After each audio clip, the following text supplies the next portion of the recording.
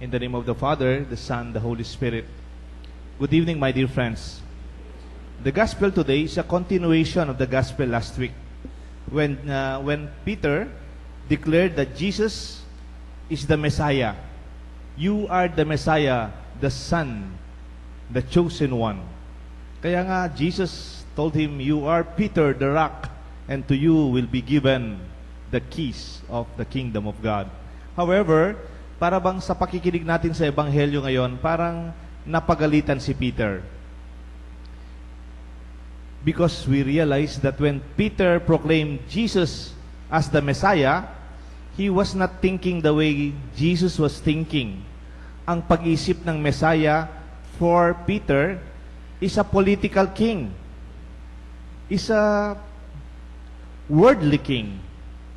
Kaya nga, sometimes, with our best intentions like Peter, how can we discern? How can we discover God's will or ang kalooban ng Diyos? Kung minsan, you are not thinking the way God is thinking, but you think the way humans do. Paano kaya gawin yon? Siyempre, nag-iisip tayo kamukha ng pag-isip ng tao. Paano kaya ang pag-isip ng Diyos? O palitan ho natin ng konti. Paano kaya natin makita ang kalooban ng Diyos? Lalo na pag nagdidesisyon tayo na importanteng desisyon. You can also ask yourself, am I deciding from human perspective or from the wisdom of God? Let us walk through the gospel, discerning God's will. Because for Peter, akala niya to be the Messiah is to be the king, to defeat the Romans, to take over Jerusalem. It was a political leadership that he wanted. But Jesus this time is telling them, no, I will die. I will die in Jerusalem. I will die for you. I will save you. Kaya nga hindi po naintindihan ni Peter and his companions what Jesus meant about the Messiah.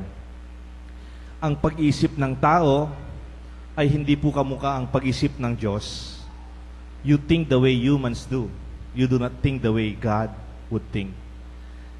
Gusto ko po mag-start dun sa isang movie, kaya lang matandang movie na po, medyo nung panahon namin to.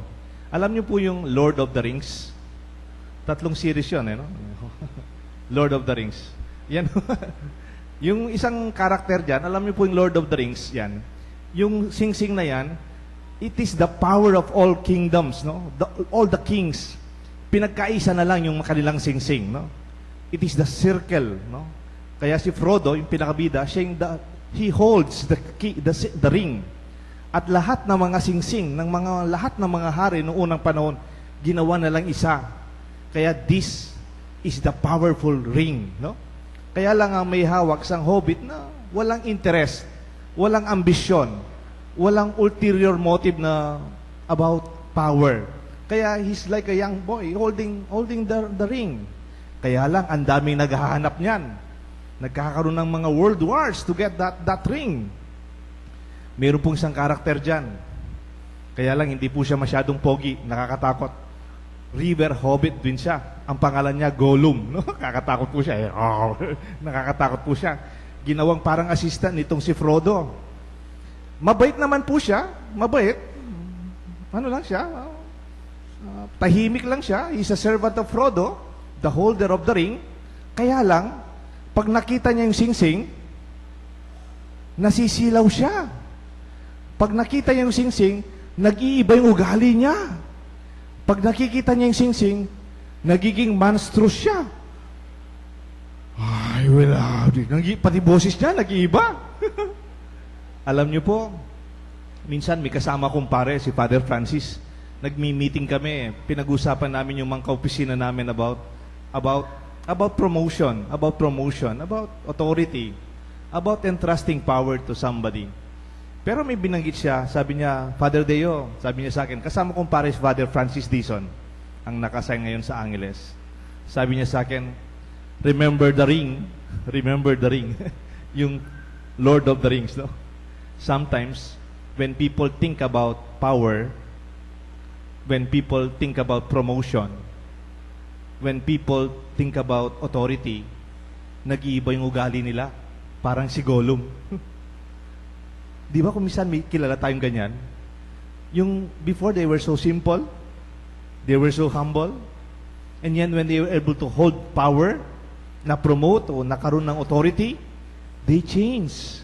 Parang si Gollum. Gumagano sila. Nag-iiba. Sorry po sa analogy, no?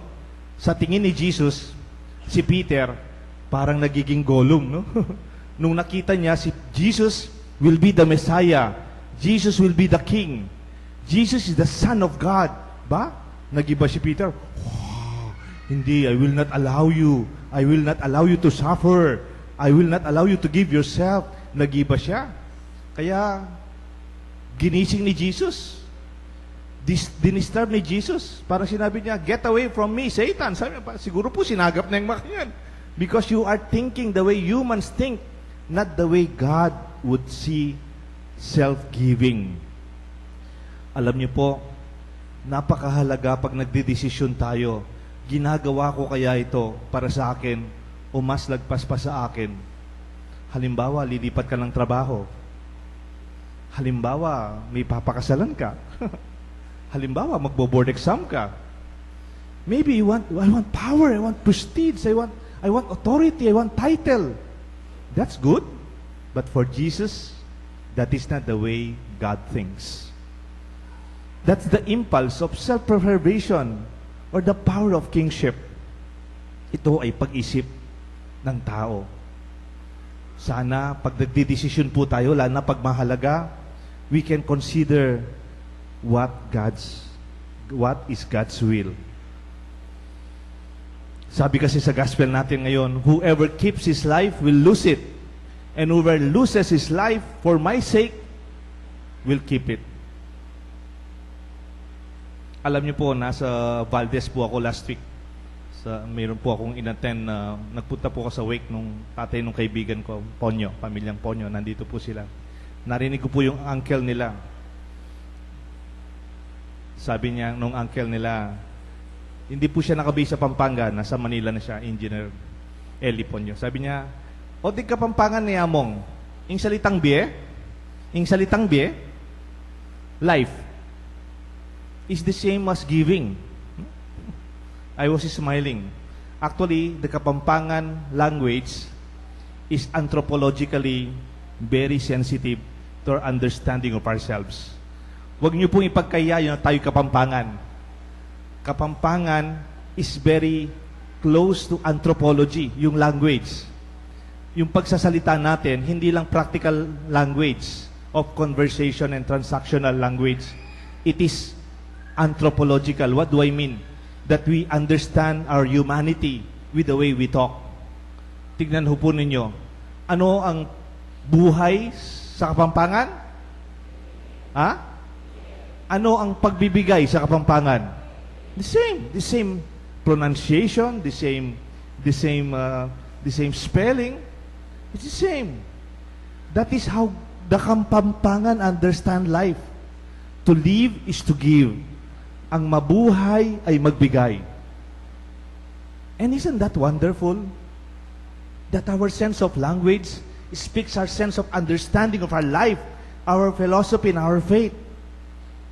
Kasi ngayon, alam niyo po, ang mga tao ngayon, yung pag-isip nila, sabi nga ni Jesus, pag-isip ni Pedro, pag-isip ni Gollum, pag-isip ng tao, ano po yun? Ang parati kasi nilang iniisip, ano ba yung makikita ko dyan? Ano yung pakinabang ko dyan? What will be my gain? Tara, magsimba tayo. Nangakwa ko, Ken. Di ba? Tara, magdasal tayo. What will I gain out of that? It is always my gain, my share, my incentive. Di ba sa opisina ganyan, yung incentivized human resources, hindi gagawin kung walang incentive? Okay lang sa trabaho yan. Pero sana in our relationship with God and with one another and with family, we go beyond it. Because our relationship is family. It is about faith. It is about community and friendship. I pray that when we decide, we discern. Ano po yung discernment? To think twice or more, to consult, to seek, to pray, to be advised. Di ba may kasabihan yung mga kalpintero? Yung mga kalpintero, may kalpintero maxim, ano yon? Measure twice, cut once. No? Pag kalpintero ka daw, dapat when you decide, dapat sigurado ka, pag pinutol mo na yan, yun na yun. It's also true when we decide. I hope we don't only decide from the measurement of human perspectives, but from the perspective of the wisdom of our faith, of our family, of the love of our family, of the generosity of your parents, the culture of our giving, biye as biye. Naalala ko po, may nagkwentuhang dalawang magkaibigan, friend number 1 at saka friend number 2. Yung friend number 1, very practical. Practical, hindi naman po religious, hindi nagsisimba, hindi nagdarasal. Sabi nung friend number 1, kasi yung friend number 2, kamukha ninyo nagdarasal, nagsisimba. Sabi niya, my friend, what do you gain when you pray? Anong nakukuha mo pag nagdarasal ka? What's there? Huh? Nano mo nga kuha mo at mga di ka? What do you get when you go to church? Sumagot yung friend number 2. Actually, sabi na, I gain nothing when I pray. Oh, sabi niya, you gain nothing. Oh, why do you still pray? In fact, sabi nung gain na number 2, I tell you, I lost a lot. I lose a lot when I pray. Ang dami nga nawawala sa akin. Oh, wala ka nang nakukuha sa pagdarasal. Ang dami mo pang nawawala. Ba't nagdarasal ka pa? Ba't nagsisimba ka pa? And then, nag-smile lang yung kaibigan niyang madasalin. Actually, when I pray, I lost my arrogance. In prayer, I lost my anger. I lost my bitterness. I lost the hatred in my heart. When I pray, I lose my fear. Nawalan ako ng takot. I also lost my sense of insecurity. Dating hindi ako nagdarasal, I'm so insecure. But this time, nawala na sa akin yon. I lost my sense of envy. I don't compare anymore myself with brothers and others. And I lost my sense of selfishness. Isn't that wonderful? Kasi parating inisip natin, anong makukuha ko dyan? Pwede rin kasi, ano kaya yung pwedeng i-give up ko? When we pray, we pray from the perspective of Jesus. Pag-isip ng Diyos ay tunay na nagpapakatao. May repeat? Ang pag-isip ng Diyos truly makes us human. You know why? Ang kasalanan ni Adan at Eva, nung kinuha nilang mansanas dun sa may ahas, ang pangako kasi nung ahas, pag kinain nyo ito, magiging parang Diyos kayo. You will think like God and you will have the power of God. They did not know from the very beginning, they were already created in the image and likeness of God. Gusto pa nilang maging Diyos, hindi na nila nakita, nasa sa kanila na ang pagmamahal, ang puso, ang kabutihan ng Diyos. We don't have to work hard to discover that outside us by power, material things, or things that we gain. Kung dumating, salamat. But I tell you, wherever we go, kahit tumanda na po tayo at magkasakit, kahit mag-retire na tayo, kahit wala na yung title natin, kahit hindi na ganyan kalaking ipon natin sweldo, the faith of our church always tells us we are in the image and likeness of God. Kaya nga, thinking truly human reflects that we are like God. We are made in His image and likeness. We are not like the serpent, nor the sinful, evil ones. Mayroon pong isang libro, ang title niya, The Road Less Traveled, by Dr. Scott Peck. Uminsan kasi, tignan natin sa buhay natin, problema, marami kong problema, dapat kong i-resolve ito, kailangan may solusyon ito. But from him, sabi niya, I am willing to fail. Okay lang, kahit magkamali ako, minsan I'm not successful. And I could appreciate the truth that often, and most often, life is not a problem to be solved, but it is a mystery to be lived. Ang buhay, hindi naman problema, kailangan mo solusyonan eh. Maraming mga bagay hindi natin maintindihan. Maraming mga bagay na hindi natin parang saan ang galing ito, wala tayong solusyon. Sometimes they ask us question, I really do not know. Di ba? Minsan may magka-counseling sa akin, Father, paano po yung solusyon ng problema ko? Ang sakit ko, paano solusyon? To tell you frankly, I do not know. But when we say, life is not a problem to be solved, but rather is a wonderful mystery that we have to participate and live with. Kasi kung minsan, mag-ingat po kayo, baka nagbibigay ng konsolasyon sa inyo yung the spirit of sin. Di ba mayroong mga taong nakababad sa kasalanan? Meron ho ba kayong kilalang taong nakababad sa bisyo? Talagang obvious, hindi na tama yung ginagawa. Tapos tinapitan mo, out of love and concern. Tapos, I'm okay, okay na ako, okay naman ako dito sa buhay ko. Huwag mo na akong pakilaman. Did you know that that is the consolation of the devil? When they make you feel good, even when you are immersed with sin? Kung sakali man kumisan, nakukonsensya ka, nababagabag, don't worry. That is the voice of God inviting you to live a life beyond our human desires. There is desolation. Of course, when you are praying, sometimes, Father, ba't ngayon nagladasal ako?